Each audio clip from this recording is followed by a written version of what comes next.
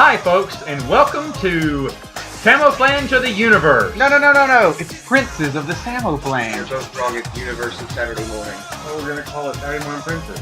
I don't know what we're calling it. It's a huge crossover event where it's going to be me and... What's your name? What is my name? It doesn't matter what your name is. He set you up. I stepped right into that. Right now, he's throwing that elbow. Know your goal and shut your mouth. All right. I'm sorry. What's All your right. name? Go ahead and put your name in. It was perfect. Well, I guess my name should be Mikey. Mikey, what's your name? Well, there's those that call me Jake. But if you know what's good for you, you'll remember me as the snake. Because when these eyes are staring at you, you die. And... I'm Bruce. Hey, look out! Yeah! Whoa, big crossover event here because there's one thing that we all definitely have in common, and it is a love for wrestling. Yeah. At different times. At different times, that's true too. I'm more of the Attitude Era kind of guy. I do enjoy the Classic Era. Mikey and Bruce are big Classic Era. Yeah, I'm I'm more more of of the an attitude guy myself. You're But that's more when I Classic grew Era up. too. That's when I grew up. I'm gonna tell you one thing. Anytime you got two guys oiled up in underwear wrestling, I'm a fan. I know. It is definitely a men's soap opera, Yes. right? In the best way possible. In the best way possible. Of course, Bruce was my roommate back in college, and every Monday and Thursday was set aside, and sometimes on Saturdays, was set aside for wrestling days. And CJ, you grew up watching wrestling. Mikey, you did too. But those days, you remember tuning in to find out what was going to happen Now, next. hold on. I don't know what your problem is. But I told you my name is Jake. Now, I'll let one insult slide by this one time. I'm sorry, Jake. But you remember this. I don't forget. All right, good deal. Folks, we're going to give you our top 5 wrestlers and top 5 wrestling matches. Yeah. And we're just going to go around the room counting up to our number ones. We're going to start with favorite wrestlers. Yeah. So I'll go first. You go first. I'll go first because I'm going to say an honorable mention because I know no one has it on your top 5. And if you do, I greatly apologize. But Norman Smiley, the Big Wiggle, Dude, you stole mine. did not make my list. and the thing is, if this was just WCW wrestlers, he would be on the list. Because I was thinking about using him too. Oh my goodness. I wanted to put him in there, but there are just too many good wrestlers. I could do a top 10. I think I could even do a top 20 of my favorite wrestlers. Yeah. This is such a Absolutely. large topic. But doing number 5 is going to be Kurt Angle. Da-na, da-na, You suck! da-na, You suck! da-da. Kurt Angle exploded onto the scene and instantly took a place in my heart. I think all of our hearts, because the things he did, he was not afraid. He was an actual Olympic gold medalist in wrestling. I mean, Yeah. if anyone has a greater respect for wrestling, I'd love to meet him because Kurt Angle has done it. Yeah. Gold medalist. He would come out in his gold medals too. Oh, yeah, but he made a character out of it. Yeah. And he wasn't afraid to make fun, in a way, of himself. Because like he said, back before he joined professional wrestling, because they kept asking him too, he's like, no, that's fake wrestling. That's fake wrestling. That's fake wrestling. And now he says, I have the utmost respect for those people because what they do is real, and he loves it. And he embraced it. At first, when, remember, he signed the contract, he said, I don't want to be a villain. I got to be a good guy because I'm a gold medalist. And he he never thought, wanted to lose. say, well, he didn't want to lose because that wouldn't be realistic. But then he kind of realized how it works, and he embraced his image and really went over the top. The things he made fun of, I don't like Stone Cold Steve Austin, I'm sorry, but when he made fun of Stone Cold Steve Austin, With the milk. getting on the milk truck and hosing them down with milk, and then grabbing the milk cartons and banging them together and throwing them down on the turnbuckle, come on. He was a guy that you love to hate. I mean, he turned that kind of I like, never hated him. Yeah, Well- that's the thing. I know you're supposed to hate him, Right. but I loved him so much. And you combine him with Edge and Christian in those days, Oh, yeah. That was a good. they were unstoppable. honestly, Kurt Angle was the perfect balance in that trifecta of perfection there. I loved every minute of Kurt Angle on the screen. Let me ask you. Go ahead. I was good. Do you remember when they came to town here? Yes. Kurt Angle versus Christian. Edge. It was Edge. It was right. It was Edge. And we were the only ones in the whole arena in the chanting for Kurt. Kurt Angle, because he was the bad guy. And then at the end of it, Edge came down and Blew raspberry jumped over in our my row face. and blew a raspberry at us and walked right away. Next to the guardrail. We were right next to the guardrail because he heard us cheering for Kurt. And the thing was, we were grinning like little kids at Christmas time. We're like, I know this is stupid, but that was so cool. We were just giddy with excitement. That's like us last year when we went to WrestleMania. Yeah. I mean, for 3 or 4 days straight, like we were just the biggest idiots. Look. we love. I mean, like because we were walking. It was in New Orleans, so we were walking around Bourbon Street in downtown, and it was like 75,000 wrestling fans. So it's like every single one of them, Bourbon Street. Yes. As soon as a shirt would come off. Yes.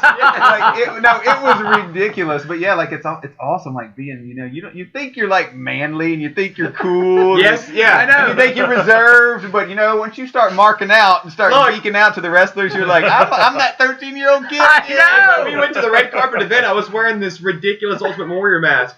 I don't consider myself, I don't gush over things usually, I try to keep my cool. But John Except for Cena, Predator 2. Except for Predator 2 and Fast and Furious. And Fast and Furious franchise. You put a Fast and Furious franchise on, I'm not going anywhere. You get me some pizza and beer, stat. But I digress.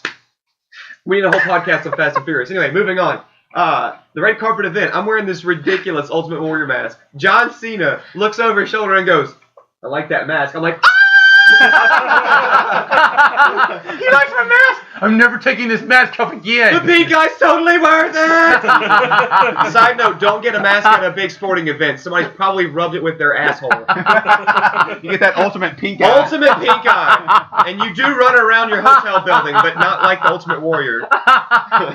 You just had to peel it off your face. No, John Cena said he liked it. It's staying on. Yes. You were addressing me as warrior woman. So let me ask you a question before we move on. Kurt Angle. So Kurt Angle right now is currently the TNA champ. Do you ever watch that? I do watch it on occasion. Do you like Kurt Angle the wrestler, or do you just like Kurt Angle like the wrestler package character that he was when he came and got big in 2001? That's a great question. Kurt Angle all the way. I mean, even in TNA, where he is kind of underused, he is great at what he does at TNA. Have you seen some of his TNA stuff? He's Kurt Angle. He's a great wrestler. He's a great wrestler, and he keeps the attitude there. His character's not as silly as it once was, because nowadays, and this is the thing that I said is wrong with wrestling today, everyone wants to be the badass, the good badass or the bad badass, and there's no differential like there was, especially back in the classic days where we had nice costumes, but even in the Attitude Era, we had good and bad. Now the line... And the Attitude Era, I guess, kind of started that where it kind of meshed. But now it's like everyone wants to be the same character. Well, there's a lot. I mean, we might talk about that. We'll talk about that later. There's a big difference in between yesterday and today, and that is one of them. But go ahead. What is your number 5? Well, I do have one honorable mention, which may be on other people's top 5, but I'm just going to throw that out because it was really kind of 2 top 5s for me. So my honorable mention, who really almost was number 5, is the Macho Man, Randy. Oh, yeah. That's my number 5. So is it? Oh, yeah, we can bleed into it. Okay. Speaking of, because this guy was just everything. I mean, I have watched wrestling since I was a child. I was born in 79, so, I mean, 6, 7 years old. I remember the first WrestleMania. I just always watched this stuff. And these characters were very comic booky. They were larger than life back then. And Macho Man personified just everything, this high energy, high octane, just flamboyant, but a fantastic wrestler to boot. And to your point that you were making a minute ago, the biggest difference to me between then and now, besides the PG era, because Attitude Era is one thing, but if you look at the late 80s versus right now, that was kind of a PG era too. So I don't buy that as much as I buy everybody today is just the same regular old dude. You're I just agree. a dude. Back then, these characters, they were That was that's their- who they were That wasn't, Stars. it wasn't Right. just a persona. That was right. It them. wasn't a persona like Macho Man. No matter where you saw him, no matter what, like that's who he was. Yeah. And he was intense, and that intensity, and to come out to pomp and circumstance, and just the glasses, and he always was all like his promos. He always looked like he was coked up, like beyond belief. because he Yes, was. there He is. was it. Past, present, and future. Oh, yeah. Jake, he's your number 5. Yeah. What did you like about him? It's pretty much Mikey pretty much nailed it there. I mean, like when you go back to the wrestlers of that era, and Mr. T's a good example. Mr. T's Mr. T. Oh yeah. He's exactly who he is in the ring and outside the ring. Mhm. But Macho Man, his voice was one of my favorite things about him. Of Love course. that voice, and it's just so simple. It's kind of like Ric Flair's got the simple woo. Of course. I mean, that's something that even if you never watched wrestling, you've done that just playing video games or racing go-karts. Yeah, and you that know? character like transcended pop culture too with the Slim Jims. Exactly. And I'll be honest, he was, Bonesaw's ready. Oh, so he's would he be ready. considered? Well, Jimmy Fly Snuka would also be a high flyer, but Well, yeah. No, Macho Man Macho with Man the is- big elbow yeah. drop. Yeah, he was a flyer. Who didn't love? Right. That was exciting. Well, that was a different time for wrestling too, because before then, like, because Vince McMahon Sr. and then actually Jr. is kind of the same way. Wrestling was big men. Wrestling was huge Goliaths, and this was in the mid '80s because Savage. What didn't start in WWF? I mean, he was around in the AWA and the NWA beforehand, kind of honing that character for a couple years. But whenever he hit big in WWF, it was a transition from the bigger guys to kind of the smaller guys. Now he wasn't small by any means, but he took wrestling to a different level. And Snuka did that as well, and Ricky the Dragon Steamboat kind of did that in that same time frame. But you're right, like so many times you see big guys just sitting on people and body slamming people, and to see this dude, stand up straight as he can be, raise his hands all the way up on the top rope, jump to the middle of the ring with an elbow right in somebody's chest, like you rooted for that He was guy. extremely athletic, and his character was the best. I mean, And what grounded him so much, and was one of the best things about wrestling, in my opinion, to this day, is Miss Elizabeth. For him to have her as a manager / ring partner, and then like a real life wife, but then to put that into the storyline, they made wonderful storylines with that. And she never, until she got to WCW and kind of became like this weird like Nitro Girl thing or whatever. Yeah, like I remember that. she got a little bit flashy, but all through the WWF, like it brought women into it too, because she was just this innocent little, It always amazed me. No matter how heelish he would be, she was always a babyface. Yeah. Yeah, And that's so- true. and so- And she was tied to the hip to him. That's a good point. Right. So like he could be as wild and crazy and as antagonistic as he wanted to be, but she grounded him and she made him like a fan favorite. Yeah, and a character like Macho Man is a great character, but in my opinion, when it comes to wrestling, you're only as good as your rivalries, and he had rivalries with some of the best. I mean, Hulk Hogan. I mean, he's up there. Well, that's one of my cut favorite his rivalries promos. was whenever him and Hogan were the Mega Powers. Oh yeah, And then- that's right. And then they did the storyline where Hogan started like flirting with and taking care of Miss Elizabeth, and he got jealous, and that split them up, and that was one of the greatest things, because you believe that's real, like back then whenever you saw that stuff. But that's just my honorable mention. So let's talk about your All right, And so let's your talk number about your five. number 5. But my number 5, who just, in my opinion, just beats out Macho Man for the same reasons that we talked about with this was just his character. Like the ultimate heel, never was a face, never was a baby face, never wanted to be a baby face, and that's the $1 Million Man, Ted DiBiase. $1 Million Man. This guy Ted made me DiBiase. so happy. Like, this guy brought heat back in the day like nobody else. Like, rich, pompous, would come out there flashing that money. I mean, stuffing $100 bills into your opponent's mouth after you beat them. And then they started doing this thing kind of a little bit later once his character started to get more established, where, he would call people into the ring and make them do like embarrassing things. Kiss money. his feet for money, Yeah. like lick the bottom of a boot for money. Van Dam did that at a house show. There's video footage on YouTube of it. Oh, really? Yeah. Really? I did not know that. I'm gonna look that up. RVD. That's funny. Yeah, before he was a wrestler. Oh wow! That is funny. But I Ted DiBiase still to this day. When you go back and you watch him, like he had it all. He was a fantastic wrestler too. And I was thinking about Savage as well. Like these guys back in the day, they were pro wrestlers. They weren't entertainers. They were pro wrestlers first.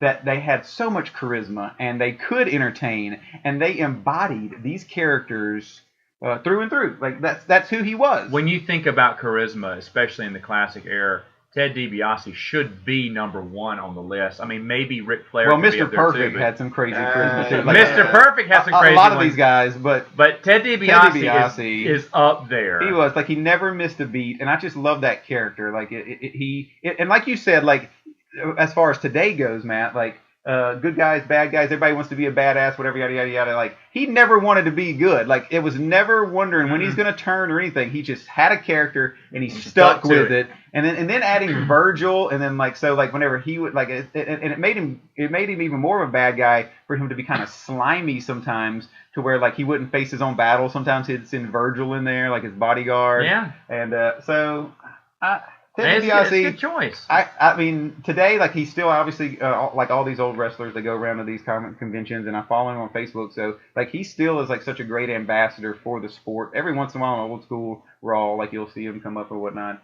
But if you give me the opportunity right now, because I have the WWE Network, to watch a pay-per-view from, like, 2008 or something versus going back and watching anything from the late 80s or the 90s, I will pick a Ted DiBiase match over a John Cena match like any day of the week, even if I've seen it 100 times, just because it's good classic wrestling. Yeah, my knowledge of Ted DiBiase goes back to Mid-South when he was feuding with Hacksaw Jim Duggan.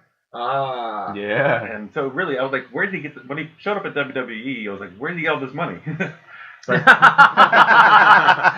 a little confusing for me at the time. I guess.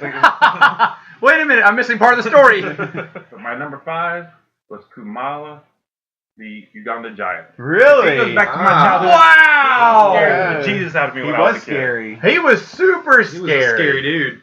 What did you like about Kamala? I didn't like anything about him. He was terrifying. I mean, as far as I can remember, he never lost a match. Every time he was out there, it was just a squash. He was a basically. brick wall, wasn't he, to everyone? I mean, they put him against some of the toughest people at that time, and they would just run up against him, and they couldn't do anything. They couldn't pick him up. They didn't know what to do, and they get just He came out there, slap on his belly. And, and then he'd just push him, and they just I roll was across convinced the ring. At some point, he was just going to kill somebody. Who was his manager? Was it Mr. Fuji? Was it Slick? I want to say it was Friday. Yeah, it could have been Friday, yeah. That was one good thing about that back then, too, those managers. The managers were characters, too, and they had stables and stuff. But I remember because he didn't talk or anything, so he had a mouthpiece for him. Back in his day, scary probably dude. one of the most intimidating people to see. And just I to bet. know that he doesn't live that far from here. I'm glad I didn't know that as a child. I'm glad to know that Uganda was not in Mississippi. Oh no, I need to hide underneath my bed or he'll get me. He's coming for me next. So, okay, did you talk about Kurt Angle? Did you want to talk about Kurt Angle? We covered Kurt Angle pretty well, so I gave my number 4. You can go. All right, but that's a good point. Let's go back so we won't spell anyone. You go to number 4 now. I can give you an honorable mention before 4. It's Mankind. Man, and now we're This is talking my honorable Mankind? mention. Just Mankind? Just Mankind. We're talking about just Mankind. Okay. Because All right. that kind of bleeds into one of my favorite matches when we get into that. All right. No, just Mankind, because Mankind comes in, he's this, you got the Attitude Era, of course, but he's this disturbed individual. He pulls this sock out of his pants and chokes people with it. He's disturbed. And the thing about Mankind is, even though he's, not as big as all the other wrestlers, even though he doesn't look tall, he actually is tall. But he's not like, a giant, or he's not like the Big Show, he's not like Kane, he's not like Undertaker. He's not flashy, yeah. Exactly. But he's wearing this mask, like this Hannibal Lecter looking mask, and he's just he's one of those wrestlers that he'll take this beating and he just keeps coming back.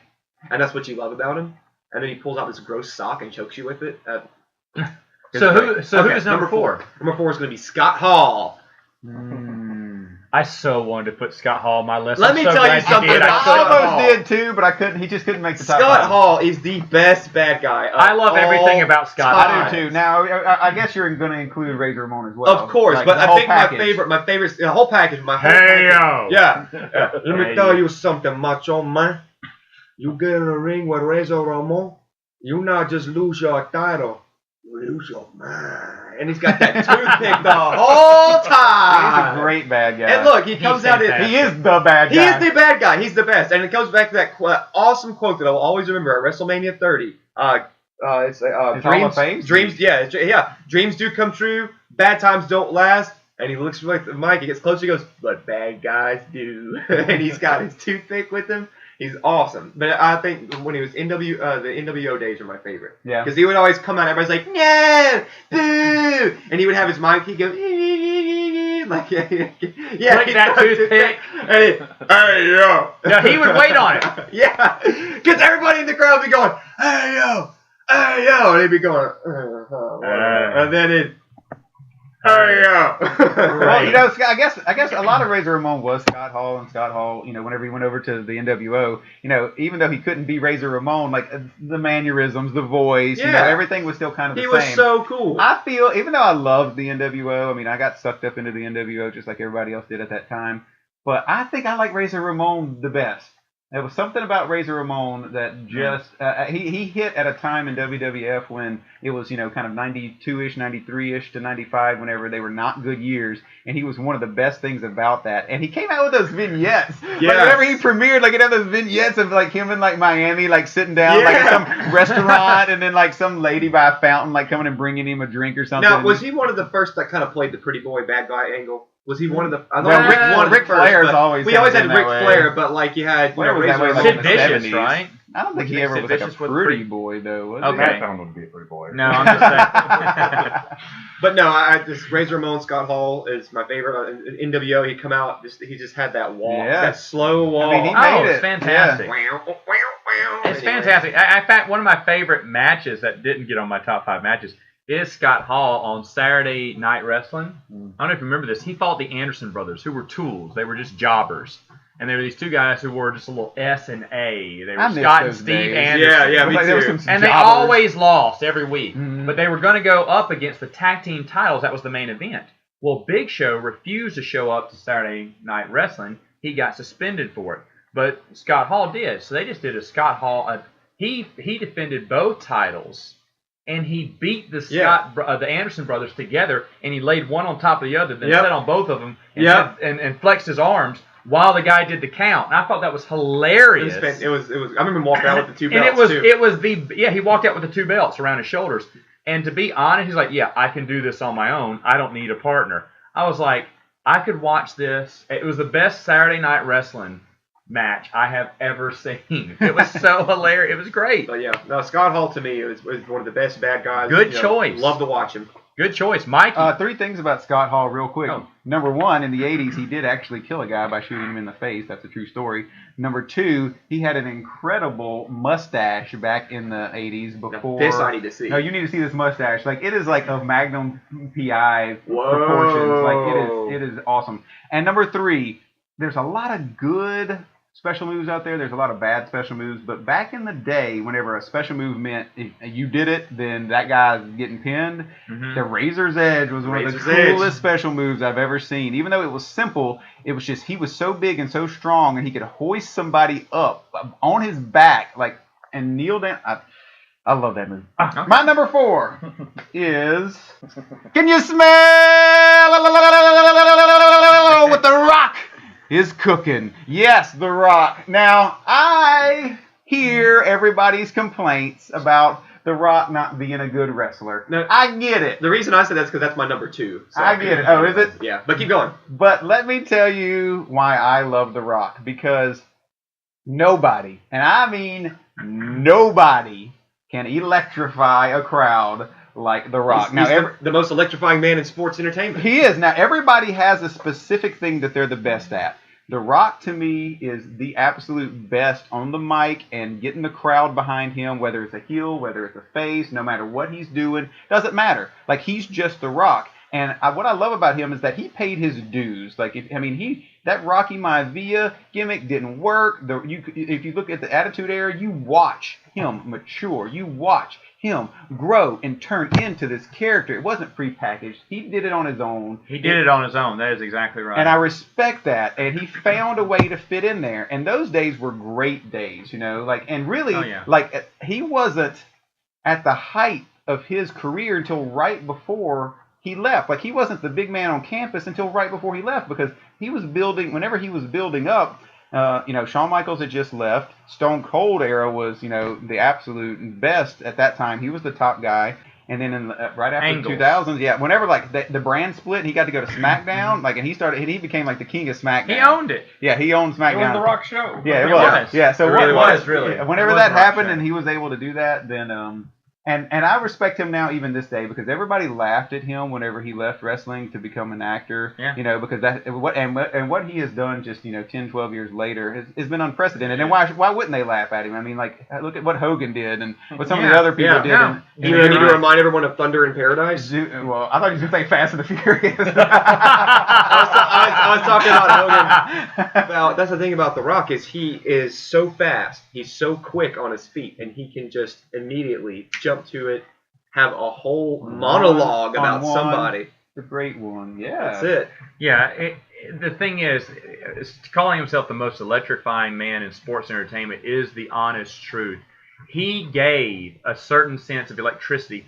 The crowd lights up. I mean, pops when his music plays. Yeah. I mean, instantly, it's like a. I have never seen it. You'll see old ladies who Yeah. are sitting there trying to read their little program, but they hear The Rock. Yeah. I mean, they got 20 that years younger happened last instantly. year. So we're in the Superdome at WrestleMania. Nobody knows that The Rock is going to be there. I mean, most people don't know, and we're pretty good marks, and so we did not know that he was going to be there. We knew Stone Cold was going to be there and Hogan and some of the other things.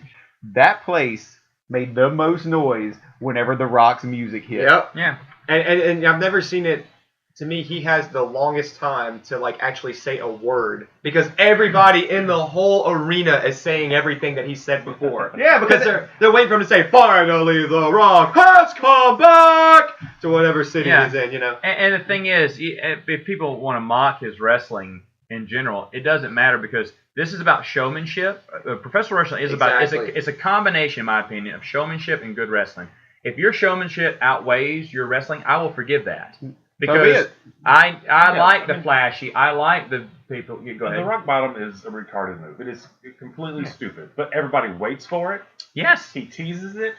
You just beg for it. You're waiting, and the same way with the people's elbow. I love the people's elbow. I used to do that to my brother on the trampoline all the time. Like it's probably one of the soup bowls. It's like the most basic move in That's what I wrestling meant to be history. saying. I wasn't saying rock bottom. Well, the rock bottom is the rock bottom. The rock bottom's kind of the same way. I mean, I use it on my kids all the time, but it's kind of very devastating. The rock. He did use. I told you to go to bed. As a matter of fact, he does use the rock bottom on Jason Statham in Fast and Furious 7. Spoiler alert! Holy crap! No, it's like in the first 2 minutes. Spoiler alert!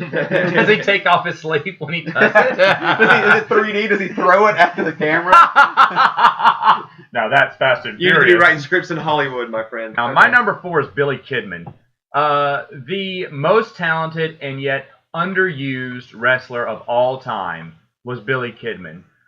He hung around with Raven's Flock. You didn't know much about him back in the WCW days. Raven's Flock. When he broke loose in WCW and went on the his Raven. own. He just went full Raven's Flock on us. Yes, I did. Yes, I did. I didn't know who he was. He was just some kid who Next came in thing on the you know, back. Perry Saturn's going to get a reference. Nevermore. Yeah, he came in on the back of what's Eddie his Vedder name? as a wrestler. Albert or whatever, riding his shoulders. Next thing he's going to be talking about Valvitas. And the thing is, though, but he was an excellent wrestler, and we got to see that in the cruiserweight division of WCW.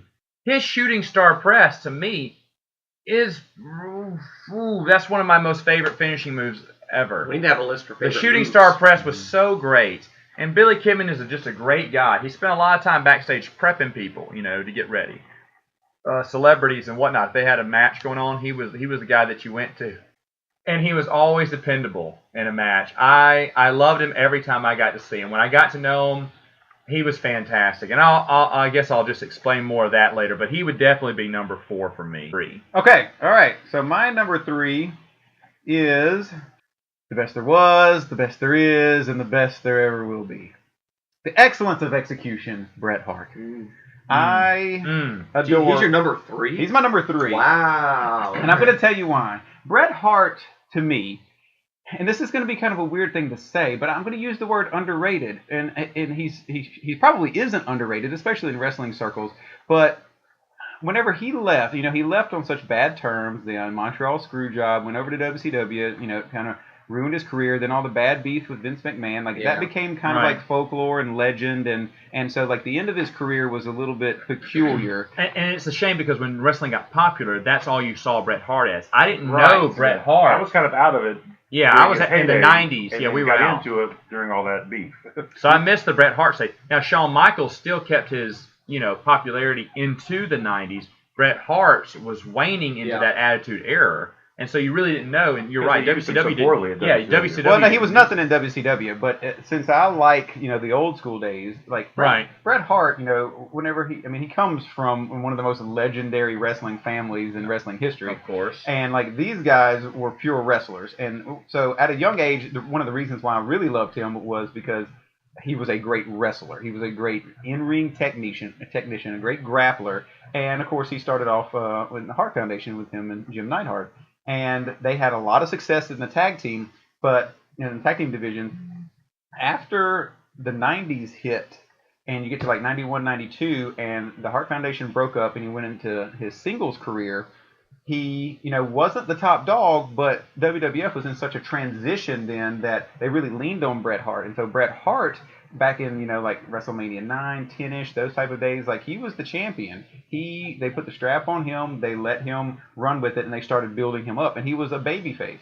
But his maturation colliding with Shawn Michaels at the time in the mid-90s is what makes Bret Hart gold, because he already had the pedigree, he already had the great wrestling chops, but whenever Shawn Michaels turns into this, not turns into, he was this very heel, egotistical type person, but whenever he started turning into a fan favorite and the anti-hero, and people started to get behind his character, the real life stuff behind the scenes started to play out, and Bret Hart, it's like, hey, like I've been here this whole time, I've worked my butt off, like I get no respect, this guy's a jerk. So he brings that whiny character out, and in 1997, if y'all haven't, any chance you get to go back and watch the Raws from 1997, it is some of the best TV, not wrestling, but some of the best storylines you'll ever see, because this is whenever the Hart Foundation got back together, but it wasn't the tag team, it was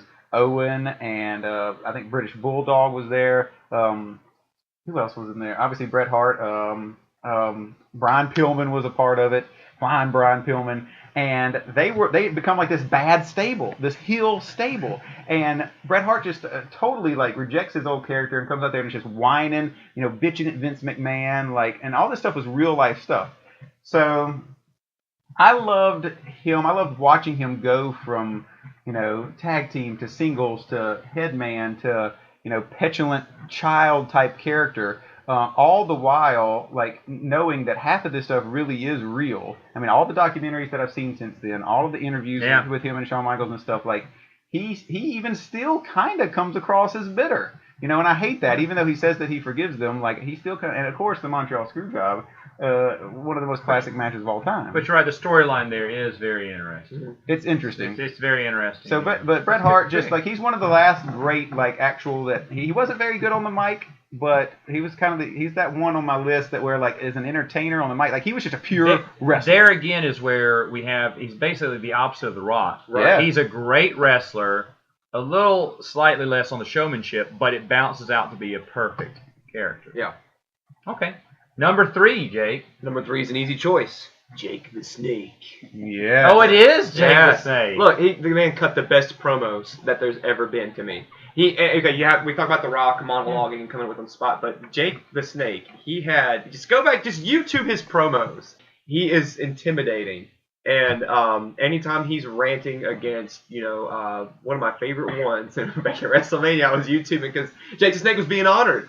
He's being honored at WrestleMania 30. We got to see him get inducted in the Hall of Fame. Jake the Snake Roberts. So what CJ is about, what Jake is about to reference here is the fact that at 6 o'clock in the morning in the hotel room, we would wake up and he would already be up over there watching Jake the Snake monologues, trying to memorize them, repeating them off of YouTube. Yep. Talking about, I'm the kind of man that wipes my nose on your shirt or something like that. What is When it? I sneeze, I use your hand to wipe it. Who thinks of that? That's the thing. That's why. And then, but he brings in a bag of snakes. Oh my God. He's terrifying. Well, one snake, Damien. Well, yeah, Damien, but like a brilliant guy to cut promos. But he did bring in a different snake. I don't think Damien's the one that bit Macho Man, was it? Oh, the Cobra. It was a cobra. So yeah, if you've never seen that, that is an actual thing that's happens. a real thing. The snake comes out and he's got Macho Man tied up in like the middle ropes like Andre used to do, and he's holding the snake, and the snake bites and latches onto Macho Man's arm. This is a wrestling match. The kids in like the front row are like, oh, they you see their faces like, because it's a real snake, and Macho Man gets bit. Yeah, and it's just sick. And then that, you know, back in that day, that's when people were still arguing over whether it was real or not. And they're like, he really got bit by that snake. Obviously it's real. It's real. Well, and that's where you see that. That's where we need Jack Hanna down here right now to verify this. That's when you have your dad watching with you, going, "Whoa, that just happened." Hold on a second. I just remember all these people, he would put the snake on, and someone would start puking or panicking. Yeah, you know, it was good stuff. It was But great. the thing is, though, you started doubting maybe wrestling is real. Maybe Santa does exist. Yeah, but that's the great thing about wrestling, at least back then, was that those blurred lines. That's the beauty of it. And still to this day, in a bit, like they're just trying to find their own niche. But those blurred lines are wonderful. Yeah. I mean, and he had those bright green pants and the boots. Never heard of a shirt. He would wear a vest every now and then, but you know, I mean, Jake the Snake. That's fantastic choice. He's one of the best wrestlers to me. Bruce, number 3. I'm gonna go with Rock for number 3, which has already been covered. Okay, that's fine. Why did you like The Rock? Why did I like The Rock? Because he's the most electrifying man in sports. Just his ability to control your emotions. I mean, you're sitting here, watching him, realizing that he's just manipulating you, but you go with it. You take the ride. It's fun. I would dare say he may be one of the most successful crossovers from the wrestling to Hollywood. He's got to be the big. Yeah, there's no one else who's done it. I mean, as far as like how many projects he's had and how great he's been at. If you just look at worldwide box office, he's number 1 by a long shot. Yeah. Look at how he fixed the Fast and Furious franchise. He did. So my number 3 is going to be Jeff Hardy. I'm going to stick with high flyers here. No one took risk like Jeff Hardy did. No one put their body through as much damage and did such death-defying stunts as Jeff Hardy did. I mean, how tall was that ladder? 30-foot ladder. How about that big swan dive? Yeah, dive. The things he could do. Just you'd watch his matches with an open mouth. Yeah. I dare you to watch some of his big matches and keep your mouth closed the whole time, because he does things that normal people would not even consider. And had he ever tried that before? No. But he said, I'll do it. Let me go for it. And he did. Fantastic. Well, especially because he had to keep pushing himself, because at the turn of the century, the Dudley Boys and Christian and Edge, and then those guys, the Hardys, like those tag team matches. I mean, he had to push himself. But he did, and he got better each one. These matches were incredible, and Jeff Hardy alone, just an incredible wrestler. This is a guy who grew up worshiping wrestling. Back in the day, they have the home videos of him and his brother Matt pretending to be wrestlers and going out there and doing wrestling moves. But he went above that. He took that new high-flying art, which had really something that just come into the scene at the time. He said, okay, this hasn't been explored yet before. Let me go into this era and explore it, because I'm not going to be a big guy. I'm not going to be the big, tough, walking, talking guy. I'm going to be the guy that's going to come in and do amazing acrobatics. And he brought just a different level of talent into wrestling, which I think helped its popularity. Honestly, I believe at Jeff that Hardy time had in the Attitude Era, it was all about push, push, push. What more can we do? And he pushed more than anyone. Yeah, I know when it came to talent. It just unbelievable. So everything about Jeff Hardy, I love. I'm a Hardy boy. I should have worn my Hardy boy necklace for the show. You should have. I should have. Yeah. And a good moment that I remember from one of the nights of Raw, after the first ladder match with Edge and Christian and the Hardy Boys. The next night they came out and just peeked behind the curtain. Congratulations each other on a good, and worth it. Yeah, well worth it. Call. But anyway, my number 2, of course, was The Rock, and we've already talked about The Rock. So, Bruce, what is number 2? I'm going to say Undertaker. Excellent choice. Just from the whole theatrics of the entrance, which always gives you goosebumps whenever you see it. Never got to see it live. Goosebumps is exactly the right word. The Rock, whenever The Rock's music hit, everybody went batty, and people go batty like no other music. Right. But The Undertaker and his entrance and his theme is on a completely different level. I agree. And I will say this publicly right now, and I believe it through and through with 100% of my heart, that his entrance and his music, I mean, look at, like, just thinking about it makes the hair, no, there's nothing like it in wrestling. And whenever he finally leaves, like, it's going to be a true end of an era. Like, nothing grabs a hold of you from just deep down inside of your soul to whenever that gong hits. Because they really make it super theatrical, but it all works. The character works, that music works, Yes. that teasing with that gong a couple of times, you know. Yeah. And it takes him about half an hour to get to the ring. But like you're just the whole time you're just like You're hypnotized. oh yeah. So anyway, So what incredible. makes him great? I mean, we all admit that he is a great. He's one of the wrestler, best ever. And the thing is, he's got that, and he's also just a fantastic in-the-ring worker.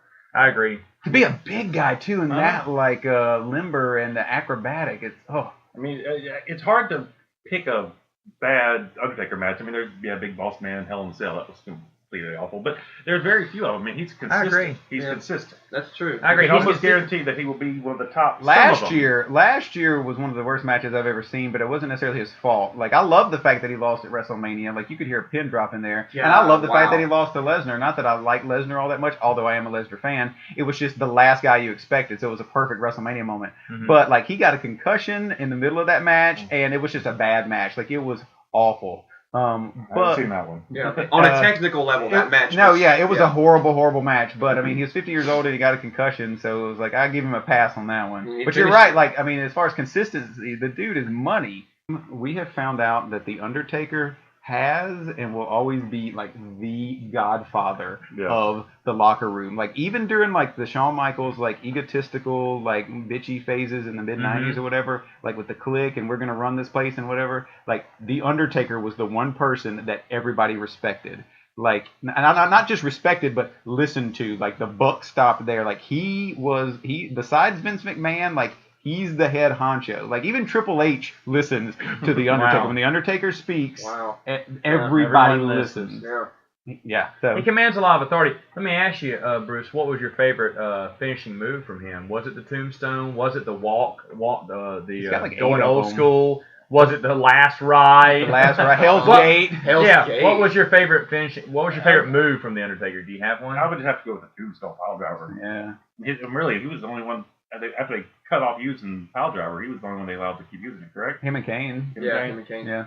Unbelievable. And he had a kind of choke slam that was because matter of fact, Undertaker choke slammed Bret Hart out of Royal Rumble. Well, yeah, he had the choke slam too. Yeah.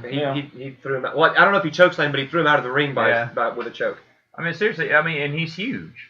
He's He's huge. about 7 feet tall. He would come out on that chopper for a little while. Well, I didn't like that gimmick. That The wasn't American the best Badass. gimmick, yeah. He had Sarah tattooed on his neck for years, and he was still scary. Yeah. Anyway, all right, good.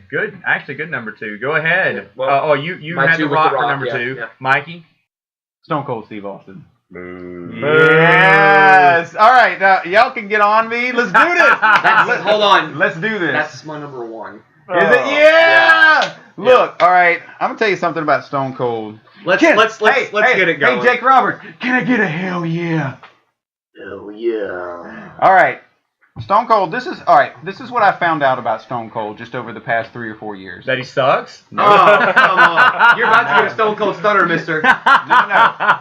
To your point earlier, Matt, about entertainment and wrestling, and if people can entertain, you're going to put them a little bit ahead of others. You're going to give them a slide. Now, look, Steve Austin, the wrestler, is a great wrestler. As a matter of fact, whenever he first came into the WWF, he was in the stable of $1 Million Man Ted DiBiase, known as the Ringmaster. He was a great ring technician. He was a good, actual, physical wrestler.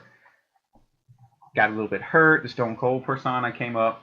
That's really what we know him as. When we started watching together, it was after he broke his neck.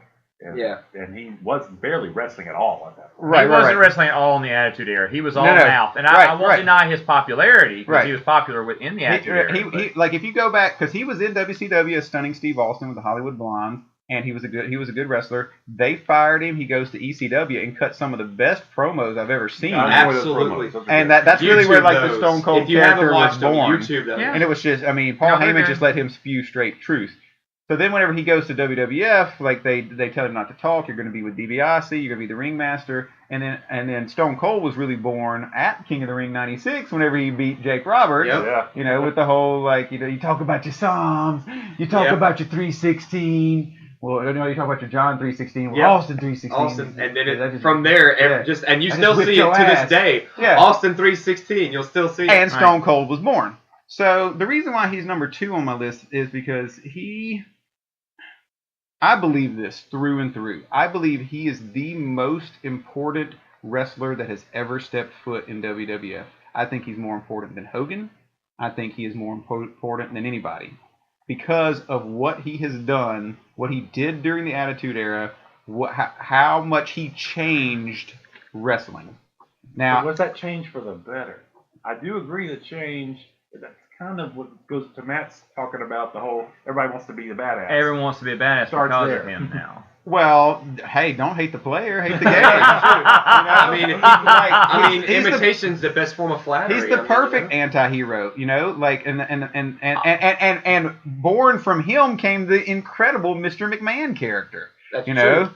like that. I mean, like it was just at the right time, the right person to do the right things at the right time, you know. And it did become a little bit sticky towards the end, especially with like I'm going to come in and stun everybody, and I love the way the Rock always sold the stunner the best to me because he would always jump up, and you know that was all theatrics. Yeah. But like the rivalries and he did, like you're right, like he came in and he was a badass, but that's who he was. And the reason why I like him for it is because I don't think he's playing a character. Like I listen to his podcast all the time still. I watch him whenever I can. Like Stone Cold was a little bit of a exaggeration of who he is, but at the same Right. time, that's who this guy is. And so Right. like he was just, you know, being honest. And I think that that's one of the best things. I think that's one of the reasons why John Cena is very popular as well, is because like that he's just kind of honest about like who he is, and it comes through.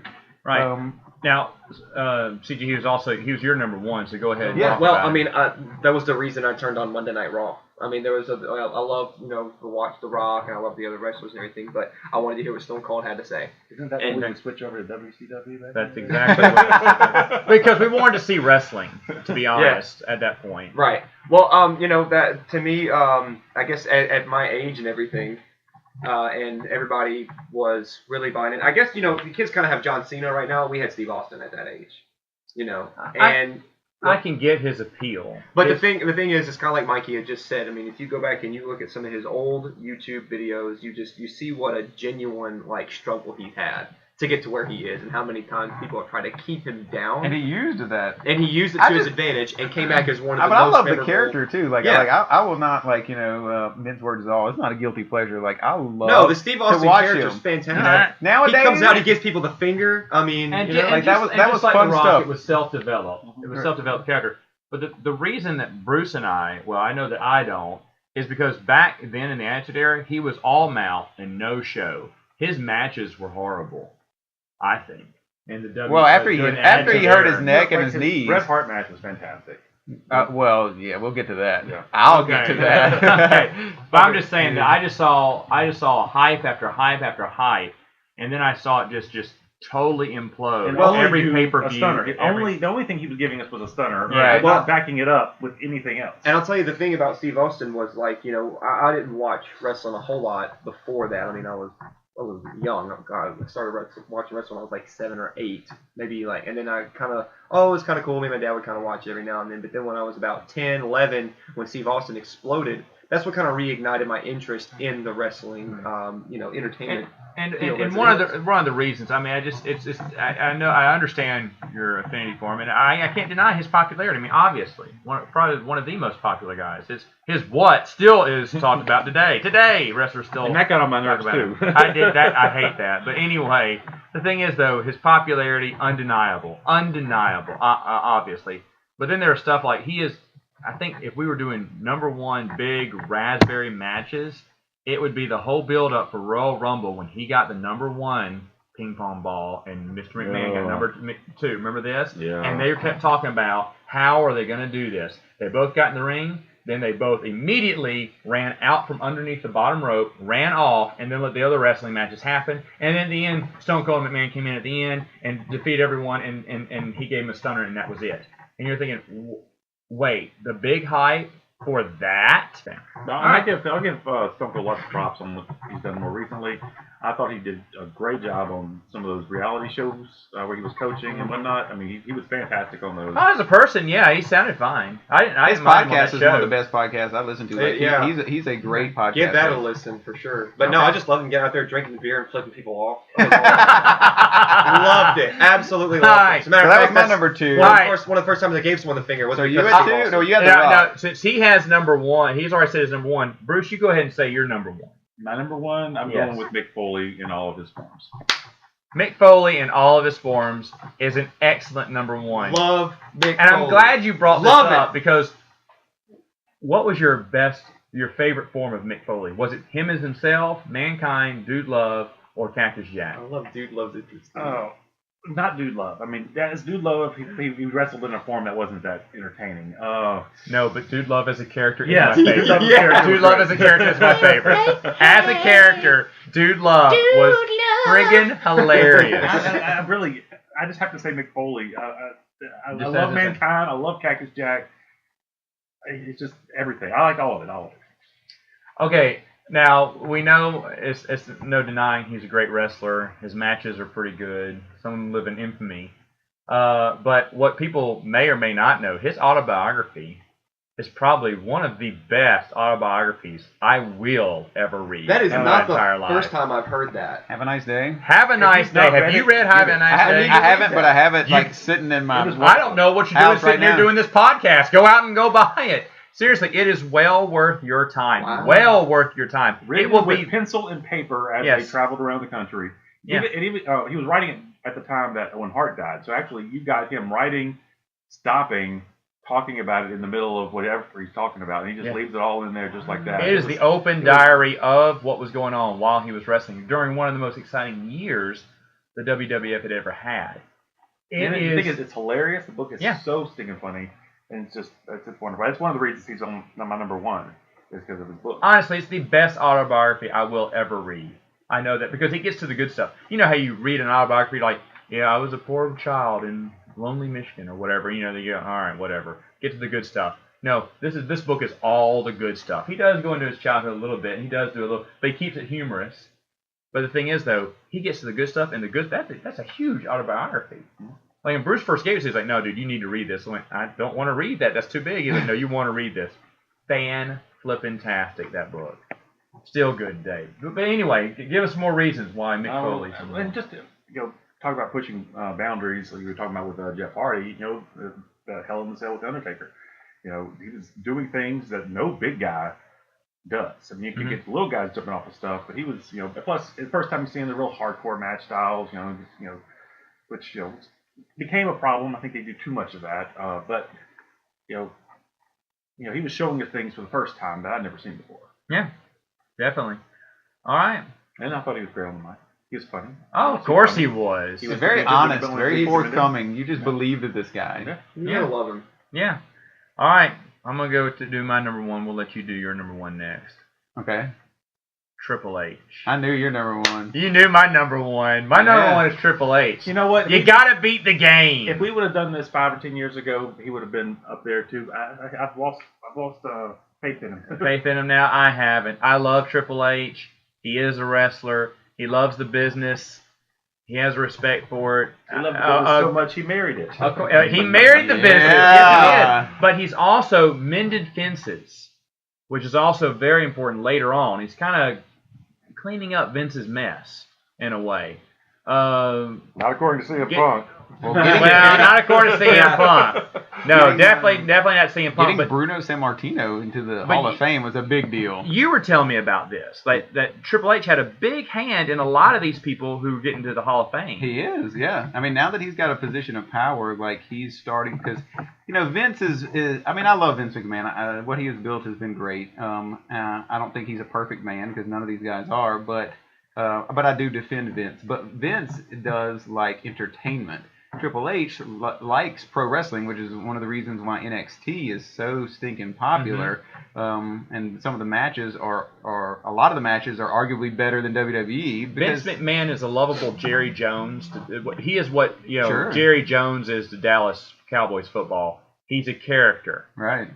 Does he always do what's right for the business? No. And I think if he does pass away, and Triple H does carry the reins, I think you're going to see wrestling take a big turn, and a good turn for the better. I like what he's done with it, and you're right. Like, he is starting to mend a lot of these fences. That's why you're starting to see guys get into the Hall of Fame that just haven't been around in forever. I mean, Macho Man. Come on, like Macho Man hasn't wrestled in a long time, and Ultimate Warrior, Bret Hart. Yeah. I mean, there's a lot of mended fences here that have happened that. Those Vince wasn't going to go. Vince is not going to get down on one knee and plead for them. No, he's too good for that. But Triple H will. Triple H bring paid both his groups dues. together. Triple H, Yeah. after the curtain call when everybody split, Shawn Michaels was hurt and the other two cats went to WCW. Like, he's the one that had to sit there and get buried and go through all the crap. He did. Literally. To work himself back up and to into the man. And gosh, you're like from 99ish to 2000ish to 2005, 2006. Like, he was the top dog running. He was great. It's not about selling shirts. It's not about winning championships. It's what's best for the business. And he says that in his autobiography. It's always what's better for the business. Well, that's his shtick now. Like, one thing that's come out of the whole Stone Cold Vince McMahon kind of bucking the authority whole storyline is that now they always want to have an authority figure that's not necessarily like a wrestler. Now, Triple H just happens to be a wrestler, but they call themselves now the authority. Of course. And Stephanie McMahon is the best heel in the business. She is her father through and through. Like, gosh, she is. And just like Macho Man had Miss Elizabeth, right? Triple H has Stephanie McMahon. Look, and Stephanie's there's incredible. no one you would like to slap across the face. No. But that is because of her pure acting talent. Yeah, she never misses a beat on the mic. It's so funny because that is exact opposite of what she is like in real life. Because we saw the Hall of Fame. Yeah. I watched the Hall of Fame with these guys a few weeks ago. And Stephanie McMahon, Heart of Gold, you see her in the background about the kid who had the cancer and everything. And just, he's so lovable, and she's breaking down. That's not Stephanie McMahon. Yes, it is. That's the real Stephanie McMahon. What you see on the stage is the biggest witch in the world. And you believe that's what she's like. Because it's very easy to believe that. Because Vince McMahon, her daddy's the boss. Right. She's a little princess. And it She gets doesn't whatever seem she like wants. she's acting. Like, she seems No. as honest as can be. No. She- For she- years, I hated Stephanie McMahon until I realized I think she is playing a character. I don't think that really is her. Right. It was just so believable. So you like him as a wrestler? You like his matches? I love him as a wrestler. I love him as a promoter. I think he did some great promos, cut some great promos. As a wrestler, he's fantastic. At one time through one match when he ripped the muscle off his bone during that match, but still finished it because he had to give the crowd what they wanted. Did a pedigree, which is one of my favorite finishing moves ever, on the table, and almost blacked out because of the pain it caused. And he didn't realize. He just thought he'd torn something. He didn't realize it was as bad as it was. He could hardly walk on it. And here he is hobbling around the mat trying to finish off a match because that's what you need to do. Unbelievable. Unbelievable, man. Who would go through that much pain? I'll be honest. I twist my ankle. Match is over, man. Match is over. Screw you guys. That happened I'm to The going Rock. home. That happened to The Rock at WrestleMania 29. Him versus John Cena in the main event. He hit some of his abs like off the bone or whatever. Like, yeah. My number one. And what I like is that nobody had said you're number one at all. I already know who your number one was. Nobody has I know said who my it is. number one at That's all. why I didn't pick it. I know right now. Everybody I kept him knows off who the my list. number one is because he is the greatest wrestler of all time. Some people call him Mr. WrestleMania. Some people call him the Showstopper. Some people call him the Heartbreak Kid. But it's Shawn Michaels. HBK. HBK. Tell us your reasons why you love him, and I have a story. Because nobody puts on a show like Shawn Michaels. Nobody. He has the best matches I have ever seen in my entire life. His whole career trajectory, I don't want to waste a lot of time talking about that. If you want to know about it, Google it. He is amazing. He embodies everything that I like. You want to talk about a high flyer? He's a high flyer. You want to talk about somebody that never mails in a match. Like, whenever it's a big-time match, whenever it's a WrestleMania, whenever it's a pay-per-view, whenever it's anything, he gives you everything that he has. You talk about Jeff Hardy, like, this was a guy who had a boyhood dream of becoming, a wrestler. He wrestled in the backyard. He came up, in the mid-'80s and the late '80s as the Rockers, and was him and Marty Jannetty as the Rockers really kind of revolutionized tag team wrestling. They were the first, like, high flyer, like, wrestling. Like, they were pure entertainment. People loved to watch them. And then one of the best heel turns in history, whenever he kicked Marty Jannetty through the barbershop window. Like, I think I watched that like 2 days ago. Like, it's just fantastic. And then his real life persona at that time of being so egotistical, being a jerk. Nobody liked him. Like, that's who he was. Like, he was the most god awful person to work with backstage. Like, he knew it all. He was the man. He had his own clique, and when Kevin Nash got there, and then Scott Hall and Triple H. How excited did you get when he started stomping his foot? Oh yeah, man! Little sweet chin music. Sweet chin music. Yeah. How excited did you get? I got excited. I mean, I'll be honest. If there was one person I could bring in to this room that would just make Mikey bounce off the walls like a drooling idiot, it would probably be Shawn Michaels. Great kid. I don't think there's anyone bigger I could bring in this room that would just bring you to be a crying, bubbly mess of happiness. So let me tell you a story about HBK. When we went to WrestleMania Michael 30 Jackson, last year. but since that ain't gonna happen. Or B. Arthur. Or B. Arthur. Mikey and our friend John Stepp, who big shout out to John Stepp, whose favorite wrestler is Shawn Michaels. Is also as well, Shawn Michaels, who has actually gotten a response on Twitter from Shawn Michaels, and it was the greatest day of our lives. Look, these guys are marking out so hardcore. Shawn Michaels is just signing autographs. We go over to fold-out chairs about 25 feet away from him, and these guys are just sitting there watching him, just like, oh my God, there he is. There he is. Wearing his cowboy hat and signing stuff. I was like, wow, that's HBK's right there. And I was ready to go eat some more Fruity Pebbles, because they had Fruity Pebbles there. They did. They had free Fruity Pebbles. I was ready to go eat some more free Fruity Pebbles. That's weird. And but no, I have never seen two guys mark out so hard on HBK. Wow. And HBK deserves it. He's awesome.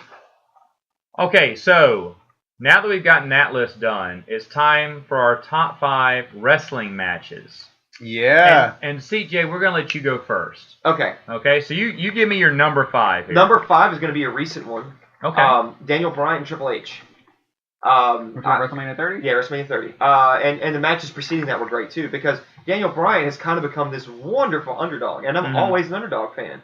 And he is the underdog. He is the underdog. Like, he's the underdog. He gets a pop from the crowd louder than anybody I've seen since Stone Cold. Since Stone Cold, he's coming through with this momentum that you haven't seen in a while. John Cena's got it too, but Daniel Bryan has got something more of a spark. He's relatable. He is, because he's genuinely a nice guy. He's genuinely a nice guy. He's not like, he's about my height. He's like, like not over 6 foot. He's not a very tall guy, but it doesn't matter because he has got this character and this charisma that puts him up against the biggest, most intimidating figures in the WrestleMania, in the WWE franchise.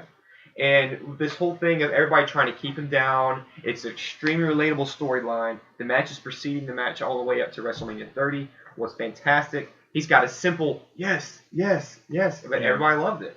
I think y'all told me that ending was probably one of the best and biggest endings Oh, you've it ever was seen. fantastic. It was predictable, but you didn't care. But you wanted it to happen. Yeah, but you wanted it to happen. And anyone saying, well, that really wouldn't be my top 5, you got to understand, they were there. CJ was there when it happened. And that makes being a big difference, makes a huge It does. Huge If I had seen that on difference. pay-per-view, it might not have made it into my top 5, but being there, I totally understand. So that's my that. number 5. Okay. My number 5, wrestling matches, real quick. This is a hard top 5. It is very tough. I mean, it's almost really impossible. Like, so I just kind of gave, like, my number 1 is my number 1. I know that's good. Just kind of like HBK, I knew was number 1.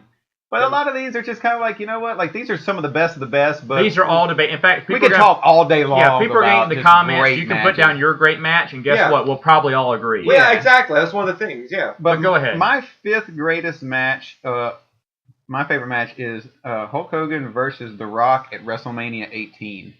Wow. And there's a specific reason why. Wow. Yeah. Like, both of these guys are pretty similar when it comes to in-ring ability. They're both bigger guys. They can wrestle, but their whole in-ring shtick is predicated on big moves and the crowd being behind them and finishing moves and that sort of thing.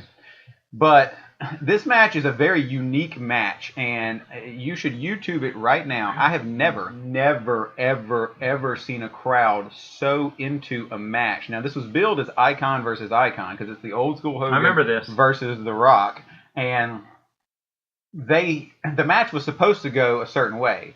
Hogan was supposed to get booed. Hogan was supposed to be the heel because he was NWO. Right. And because this was like in 2002, right, whenever they had bought WCW. And The Rock was, was WWF, WWE, whatever. He was the biggest. He was at the height of his career. Right, he was, right, yeah. And so, like, he was the face. But what happened was, and what they were not expecting, was this fan base was so rabid and so behind Hulk Hogan that they turned the match. Now, the end result was still the same, but the way the match flowed, they had to change it on the fly. And The Rock has said in an interview publicly that Hulk Hogan was the one that did this in the ring and that helped him along to move this on the fly like this.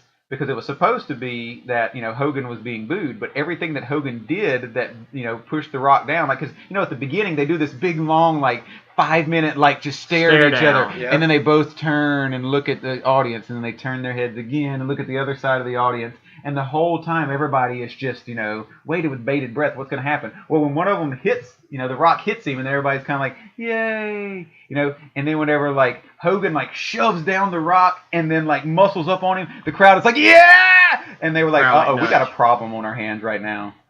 I remember watching that live, that pay-per-view live at the time, and it was almost a redemption. It turned out being a redemption match for Hulk Hogan. After that, they had to change the entire storyline. Yes. He went back to old Hulkamania. Yeah. And the NWO crowd died. The crowd instantly. And I'm not talking just Toronto, but everywhere they went, America was ready for old Hulk Hogan again. Yeah.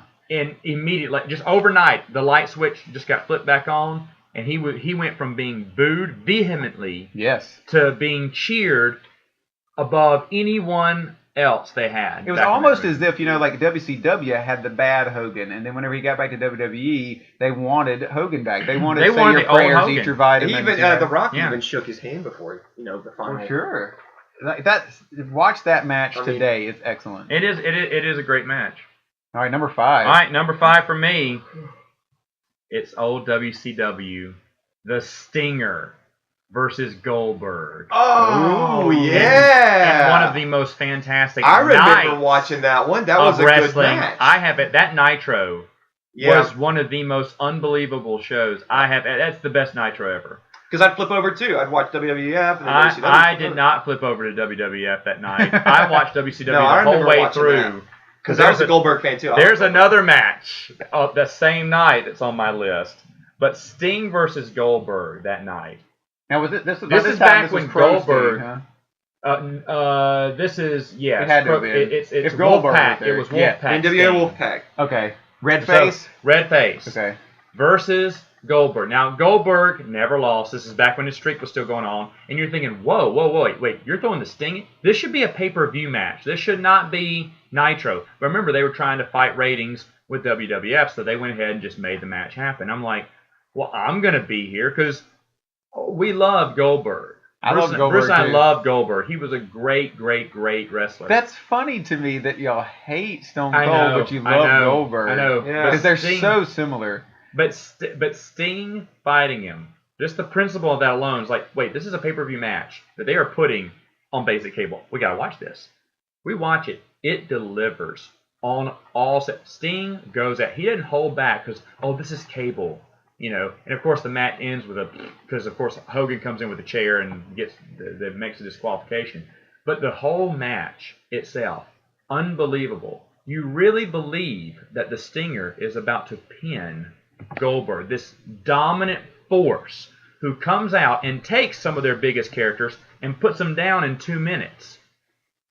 And the thing is, though, Stinger, he brought it like never before. Wow, Throwing those Stinger splash after Stinger splash after 3 Stinger splashes in a row while Goldberg's just suffering in the turnbuckle. That image in my mind will never go away. Because I remember I wouldn't even, forget sitting down. I was standing up, Matt has jumping constant up, images of 2 men chest punching. bumping. Oh, man, yes. This is a and night- you would too. You need to go back and see that match. This is a night when you would hate to be the person living under Matt's apartment. Oh, I probably got so many complaints. floor- that the night. They were floor probably below. cheering too. They were watching it too, The probably. apartment below. But it was unbelievable. I'll never forget that match. Number It was 4. Number 4 has got to be the pay-per-view match, Bash at the Beach, when Hogan turned. Hogan turned. That is a great one. Look, man, and I was a kid, and I, like most kids, we still loved Hogan. We still loved him, and it was actually at my cousin's birthday party we watched Bash at the Beach. That's how much we were into it, man. But Now, rewatching that, because I've seen that a couple years ago, how did you feel as a kid when you saw the heel turn? Because the crowd didn't understand what was going on. Oh, God. For the longest, right? The crowd was like, they threw "Wait, everything what?" in that ring. So much And- trash and Yeah. chairs. Yes. And Yeah. it was one of the biggest moments in wrestling history. I mean, it. You just told them that not only did Santa not exist, but he's never existed, and you're silly for thinking about that, and you're adopted. It's what you just basically just told them everything all at once. Now, how did you feel though? I was actually excited. Oh, you were. I was actually like really. We were of course at first we were like, no, You sadistic no! son of a gun. But no, I was actually like, yes, yes, because I mean, Was this before or after you were sliding down the stairs on your stomach? way after? I was 3 when I did that, or 2. Predator 2?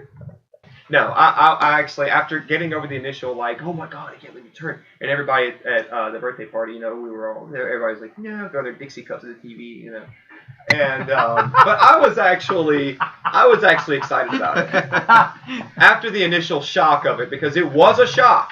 It was a major shock, but I was actually excited because when things, when things are evil, when something, like, to you, when it's the bad guy, that means it's going to keep going. Because, see, to me, like, everybody was talking about wrestling losing steam, blah, blah, blah, Hulk Hogan's getting old. But, like, he turned on him. He went bad, so I was like, oh, great. Now I get to wake up tomorrow morning, go to school, and Monday night I get to see more about it. So, I mean, that was, to me, when something bad like that happens, it just means it's going to keep going. So that's why I was excited. I wanted to see more. But that was a great match, and just based on that one little thing, just... Game changer. Yep. All right. Bash at the Beach. Mikey, number 4. My number 4 is going to be at WrestleMania 13, Bret Hart versus Stone Cold Steve Austin. And this is the moment whenever Stone Cold gained. This is where it shot his character into superstardom, and he lost. And it's because of this. You talk about images burned into your brain. Yeah, This is an I know what image. you're This is talking one about. of the most iconic images in WWF history. So this was actually a great match. This was before he got hurt. So if you want to watch a good wrestling match, I mean, because Bret Hart is in there, so you know you're going to get good technical wrestling. But Stone Cold actually is, does a great job of showing off his wrestling acumen. Anyway, it's a good back and forth match, but what makes it special to me is the ending. Stone Cold at this time was building himself up as, the baddest SOB, somebody that he's not ever going to back down from anyone. And they couldn't necessarily have him lose or get beat. So he gets busted open. He gets the crimson mask. He's got blood running down his face. Bret Hart finally puts him in the sharpshooter in the middle of the ring. And Stone Cold tries to get out of it, tries to get over there to the ring, doesn't quite get it, and Bret Hart pulls him back in the middle. Whenever he pulls him back in the middle, there's this iconic shot of the camera right in his face, Stone Cold, and he's screaming, and the blood is just running down his face. I know it. And eventually, he just passes out. So he doesn't give up. He's bloody. He still loses.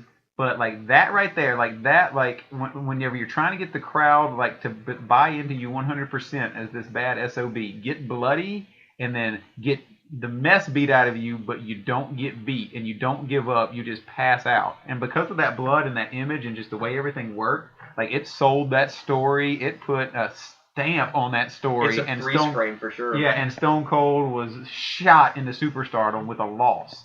Good one. Good number It's a 4. very good number 4. My number 4. Take yourself back to that same night on Monday Night Nitro when Stinger fought Goldberg. They also had the Cruiserweight change hands that night. Juventud Guerrero, who had held the Cruiserweight for so many months, coughed it up to the newly unbroken flock member, Billy Kidman, who did the shooting star press for the world to It's see. like deja vu. And I went bonkers. That's when Billy Kidman got on my radar, was that night. And I was like, who is this guy? And how is such an amazing wrestler like himself being kept down? And he went on to shine with the company. That's what made him even better. Could have been the jorts. You're still not telling me anything I don't love. Well, John Cena wears jorts. So I love jorts and a wife. I'm going to wear that today. All right, anyway. You should. Jorts and a wife beater. Here we do go. a shooting star press off the roof of your house. Please. Make sure I got And for 911. my final podcast. Speed dial. Godspeed, gentlemen. Oh my gosh. But it was unbelievable. And I have so much respect for this guy. He's such a nice guy, too, with the fans. But he was unbelievable. He went on a run with that title. And the way he was just he was charismatic. But WCW just buried him and buried him and buried him. And back when WCW was basically getting, just dump matches, and WWF was just running away with the Monday Night Wars. They did have a storyline called New Blood with Billy Kidman in it, and it was like younger people trying to take over these older people who controlled all the matches. It was one of those, truth mixing in with fiction there. Those are the best storylines. But the thing is, though, the older crew, Kevin Nash, and all refused to give control to this younger generation, and that was the whole issue. If you would have let the Cruiserweights, by the way, were still the best thing on WCW. They had beat WWF hands down. We talked about before the show started how the light heavyweight belt was a joke, a literal joke to the WWF. Remember Dilberg? It was a joke to them. But with the Cruiserweight title for WCW, huge. You always watched it.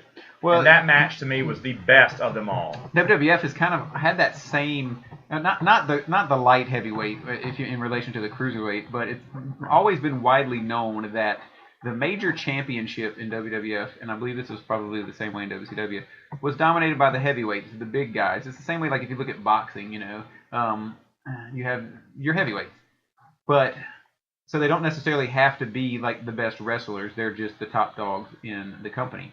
The Intercontinental belt in WWF was always widely regarded as the real belt, the wrestling belt. That's the one where you had your people like, your Bret Harts or your Chris Benoit's, who was a great wrestler, or your Dean Malenko's, and these type of guys that were pure, or Ricky Steamboat, Macho Man, like they were pure wrestlers. So if you held that belt, then you were a lot of times more respected just as a pure wrestler than you were holding the heavyweight belt. So, all right, good. Number 3. Before we get about 3, I wanted to shout out to Diamond Dallas Page because I never covered him. I wanted to mention Diamond Dallas Page. Oh, I have his autograph. He's the nicest guy. He's a really cool guy. The DDP Goldberg match just dropped out of my top 5. That's what I was saying. Like, since you were talking about Goldberg, it reminded me. I started talking about Goldberg match. You think about DDP, Goldberg which was fantastic. Halloween Havoc, fantastic. Match. Yes, that's exactly right. Yeah. Okay, but anyways, moving on to number 3 is going to be the Backlot Brawl.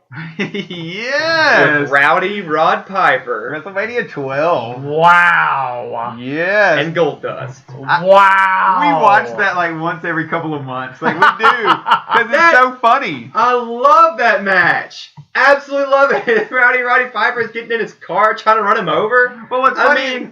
So he's out there like in the back lot. What the hell? And then Goldust just comes wheeling around the corner in a gold Cadillac. Yeah. Tries to run him over. They get out. They schmoz it up. They beat each other up. And then whenever he gets in the Cadillac and takes off, it was a sign of the times. Because Roddy Piper goes and gets in a white Bronco, and then chases him. And then while they have the next match, they show the footage of like the white Bronco chasing him on the highway, chasing the gold Cadillac. Yeah, it was so. And then awesome. Eventually they end up back in the ring. ring. Yeah, they drive the cars in the arena and then get in the ring and finish the match. But they're others beat the hell out of each other in the parking lot. Yes.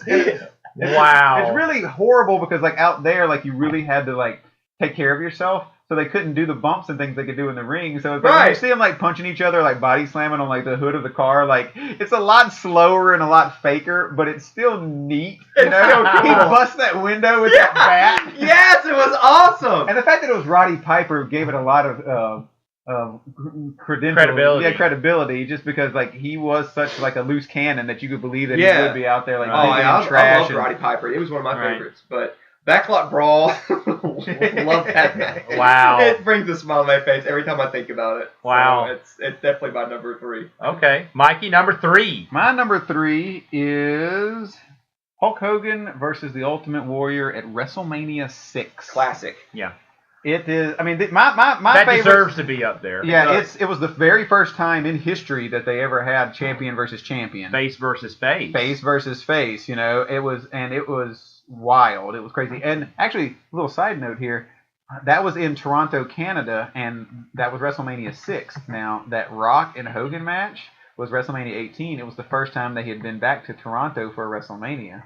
So it was kind of interesting how like the Canadians just love Hogan. But that particular match is a phenomenal match to watch. Like even now, like I mean, I know who wins, but even now you get caught up in that match, and it was structured so well that you know champion versus champion, face versus face. You had no idea who was going to win. No. And it was one of these matches to where neither one of these guys are very good wrestlers, but this was like a moment in time where the fates intervened and everything was timed perfectly. It was near fall after near fall after near fall. They didn't make it a quick match. They made it a longer match, and it was like kick out right at the end, kick out right at the end, kick out right at the end. So like it really took you for this ride at the end where you had no idea who was going to win. And it was a big risk to have this match happen in the first place because you do not put face against face. That was the rule back then. Yeah. But they had to because everyone wanted to know who would win. Who was better because the Ultimate Warrior came on. I mean, like the Ultimate Warrior was not on my list, but he is one of my favorite wrestlers. But just because of like what he did, like it was such a short period of time, took the wrestling world by storm. And then when you were a kid at that time, like oh my God, there was nothing bigger than the Warrior. When his music hit and the way he ran to the ring, like just everything about him was. As a kid, you're just like, oh, this guy's awesome, and he was larger than life and all roided out. But at that time, you didn't know what steroids were. You were like, this guy's a monster and he's cool and he's like jumping on people and running. And he doesn't care and he's shaking the ropes and then he runs out. It's like you're like, what did I just see? You know, like and his promos were like, you don't talk about cracked out promos. I mean, this dude, he was out like, there. Hogan, I'm gonna come down from the starship, Hogan, and I'm gonna smoke you like a cigarette. But I don't smoke because I'm drug free. Like you had no idea what the heck this dude was talking about. I love the whole moral thing in the wrestling. I have to stop for a second because back then it was a big deal. Yeah, it was like, and when I'm finished with you, you're gonna learn to say please. You know, it's like, and you're gonna open doors for women. It's great. You're gonna put your coat down over that puddle. It's great, and the other great match with Hogan and the Warrior at Halloween Havoc. Wait, never mind. My number 3 is going to be the WrestleMania, and you're going to have to remind me which one it was, Mikey. The tables, ladders, chairs with the Dudleys, Edge and Christian. Probably WrestleMania 2000. I was going to say, I was hoping it was 2000, but I wasn't sure. Which is technically like 15. This is the one where they brought everything. The Dudleys brought the tables, which they were the masters of. You always love them with the tables. It's technically 16. Okay.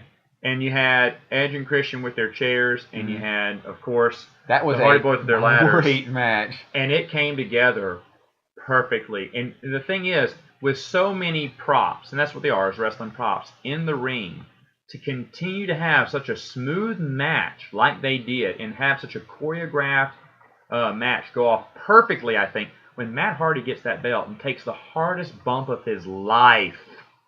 I mean, he just demolishes. That table shattered. It didn't break in half. It shattered. It didn't shatter him. Glass. Oh my! When he took I thought he was dead. Honestly, I thought he had just injured himself for good. I want to watch that match now because it's been a while since I've seen it. It's unbelievable. Let's the watch build that up today. and everything. Sure, the build up and everything. It's fantastic. Yeah. It is a fantastic match. No regrets on that one. That one delivered.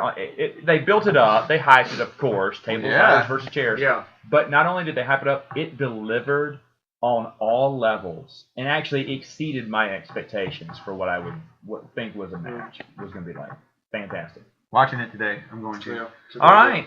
Then my job is done. Yeah. CJ, number 2. Number 2 is going to be WrestleMania 10, HBK versus Razor Ramon.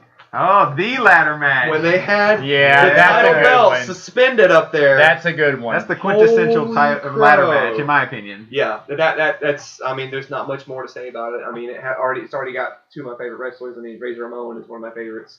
I mean, they're going up. They got that ladder. They're pushing each other off the ladder the whole time, trying to get to that belt. It's kind of a dirty match, but Well, back then that was '94, so like having like a big ladder in there was that's not the first ladder match. But it was, yeah. But it's like it's widely considered. It's the one like, that put it on the mark. It's the one, Right, yeah. It was yeah. like, It hadn't it was been like the done first very one much on like a before that. pay-per-view, I think. Yeah. And the thing is, it hadn't been done in that formula, Right, Where yeah. there was you had to climb the ladder to get to the. And no one had figured out how to work it while they were on the ladder. Exactly. Except, well, then that's why you put Shawn Michaels in there That's because it. Hey, that's right. He's good. He yeah, delivered. and he lost in that match, but like he's the one that really. I say he's the one that made it. Razor Ramon really held his own, but I love the entrance to that because I love they have the ladder right there on the walkway, and whenever Razor Ramon comes through, he does his walk. Yeah, he does it like in between the ladder, like he ducks down and walks through the ladder. I remember that. Yeah.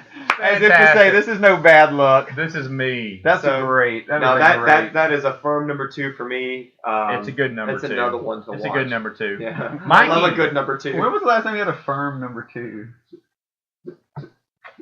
I'll show you a firm number 2 right here. This is a firm number 2. It's a good number 2 to push out on the list. There's no looseness with this number 2 right here. This is concrete. WrestleMania 12, Bret Hart versus Shawn Michaels in the Iron Man match. Yeah. All right, now this match is special, okay? It is good. Let me tell you about this match. 2 things make this match special. Not just for me, but I think for a lot of people and for wrestling history. Number 1, it's the first time that Shawn Michaels wins the title, the main belt. And you see this a lot whenever they talk about wrestling and history and they do vignettes and things. They always talk, when they talk about Shawn Michaels and they talk about a boyhood dream realized. There's this very famous shot of him with the sweat, and he takes the belt and he like pulls it up over his head and he drops down to his knees. Like that's at the end of that match. Very, very iconic. Number 2. Iron Man matches you don't hardly see ever. You don't see them now. You hardly really ever saw them back then. Wrestling matches, even though this is a sport, these people are using their bodies and yada, yada, yada, it's entertainment. So you have to have a certain pocket that you're in to where people don't get bored and people are still entertained. Kind of like this podcast, and sometimes when I get to rambling, I have to cut it off because people get bored. So they trusted these people so much to let them go 60 full minutes. And it was not a boring match. They wrestled their heart out, and it was entertaining for an hour. And then they had to go to sudden death because not a single person, because it was tied. Neither one. It was 0-0. And then, I think it was 5 or 7 minutes or something like that into like the sudden death overtime. So this match was almost almost like 67 minutes, an hour and 7 minutes or so. And it's Shawn hard to Michaels keep. won. Yeah, it's hard to keep those iron matches going because you are literally wearing your body down. It's like when boxers, you think, man, after a couple rounds, the boxers are like leaning on each other. What's going on? They're just throwing punches. Have you ever tried to throw punches continually at a bag? Yeah, remember, try doing it for 3 minutes. Remember when we used to do Kinfo X from P90X? Like 20 minutes into that, just straight punch in the air. You're dying. toast, I remember one of Yeah. the first times because I did some boxing back in junior high. I remember the first time said, "Hey, give me a minute on the bag." I was like, "Oh, that's it." And after like a minute, I'm like, "God, I'm tired." Yeah. It was a testament to those two guys' stamina and No, their it was. endurance and It their is. training, as well And as to their keep it as wrestling well ability. as they did. Yeah. I agree. That is my second favorite Great match number 2 of all time. That was one of the It's a best number fantastic 2s number 2. I've ever had.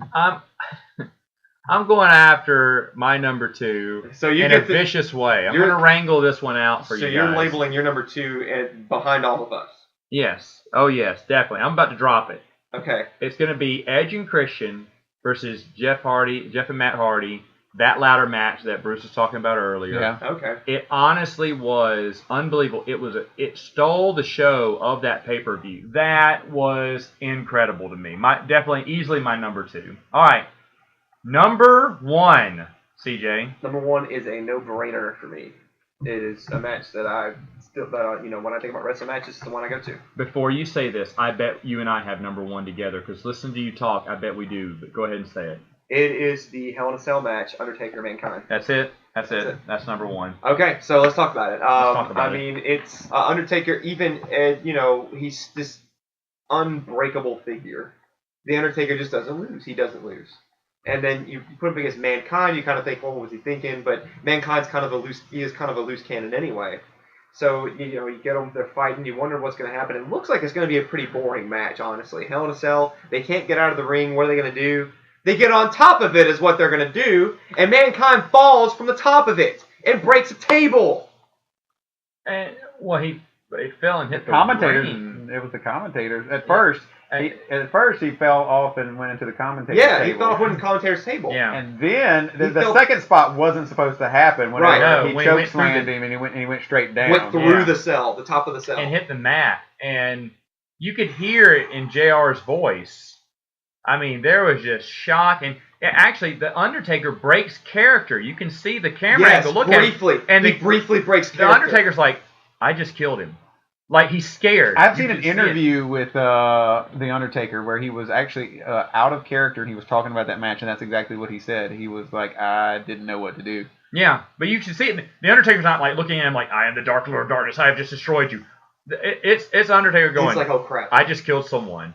I mean, like, he is like, and you can see it real quickly. They pan on his face. He's just like, I mean, and then you realize, wait, that wasn't supposed to happen. See, you get that. And now feeling when you're you watch like, what is?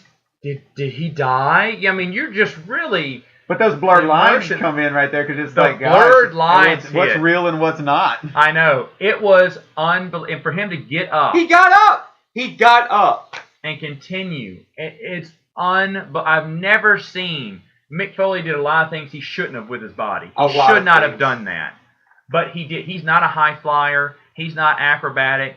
But the thing is, though, he went with it. He gave himself up for the And that- business. yeah. That's it. for And his that's why dream. he has so much respect for me because, like, yeah, you're right. He's not a high flyer, but I mean, like, he just doesn't stay down. But I agree. That I mean, match will always be my number one. That's the one I think of when somebody says wrestle match. That's what Because I when think of. that was the biggest bump anyone's ever taken, and it wasn't even supposed to happen like that. But the match, because of that reason, will stay in infamy to this day. It won't always be everyone's number one, by the way. I've heard a lot of people say that's not my number one. Yeah. Mikey said it went in his top 5. It's not in a lot of people's top 5. Right. Because they said, well, that was an accident. You can't really say because of an accident that was number one. For me, that is why it's number one. Yeah, it was because the they still went suspense with of it all. Yeah. And that's what's so great about this this topic that we have today, is because even though it's not an honorable one, you're still not going to have anyone say, "Oh, that was a terrible match." It's still, I mean, we're still like, "Oh, that was a good match." No, I you mean, still it's got to like, pay your respect There's for each no of these loser matches. in this debate, but No. I mean, What's number one? Well, I'll get to number 1 in a second. My number 6, which is like my other honorable mention, I actually think that this Hell in the Cell match is better than that one, and it's the first Hell in the Cell match, and it's the Undertaker versus Shawn Michaels. Which I thought was your number one. that's what, No, that's what I was thinking. That's my Which honorable was a mention. good match. That's a fantastic match, but like, because I mean, that Undertaker Mankind match is a great match, but it's those two bumps that really sell it for me. Do you know Mankind watched that match before his match and said, I don't know if we're going to be able to beat this. Yeah, I believe that. Yeah. Because that was the first appearance of Kane. So that had a fantastic That's true. in-ring That's match. true. And not just because I love Shawn Michaels, but like the dude always brings it. But then like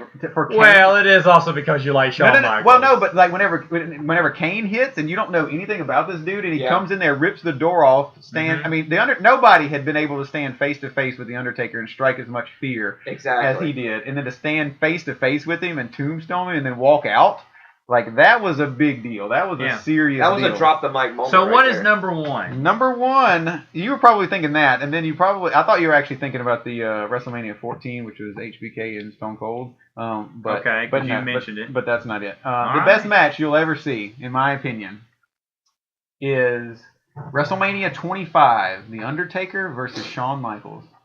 Okay. Okay. It All right. is the most phenomenal feat I have ever seen in wrestling, from a talent standpoint, from a storytelling standpoint, from a suspense standpoint. They got it right. Now, they did 2 matches back to back. This was the first one of the 2. The second one was almost just as good, but the first one just had the magic to it. The first one had a better storyline. The second one was all about, actually, the second one actually at WrestleMania 26 was Shawn Michaels' last match. This was in 2010, and it was a beat the streak or retire match. And Shawn Michaels loves the business so much that he hasn't wrestled since. And he said this was my retirement match. This was something that we agreed upon.